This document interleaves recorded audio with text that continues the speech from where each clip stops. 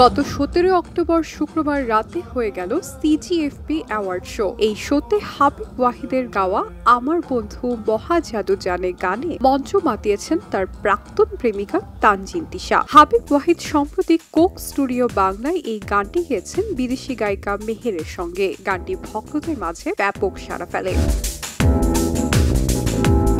ওয়ালটন এখন দেশের সীমানা পেরিয়ে পৌঁছে গিয়েছে 50টিরও বেশি দেশে।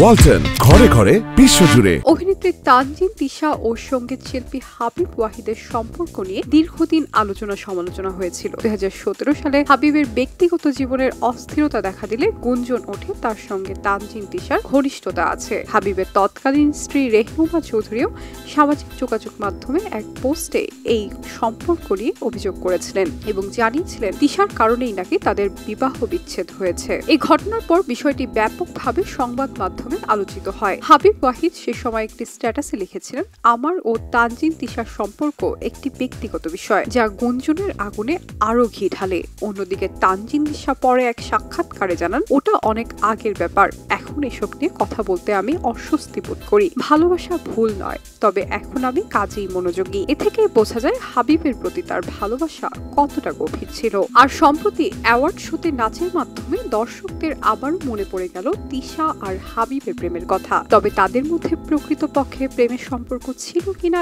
এ নিয়ে কেউই স্পষ্টভাবে কিছুই বলেননি। পরবর্তীতে দুজনেই নিজেদের ক্যারিয়ারে মনোযোগী হন এবং ব্যক্তিগত জীবন নিয়ে আর প্রকাশ্য কিছুই বলেননি। শাইনি আলম চৌধুরী, খবরের কাগজ।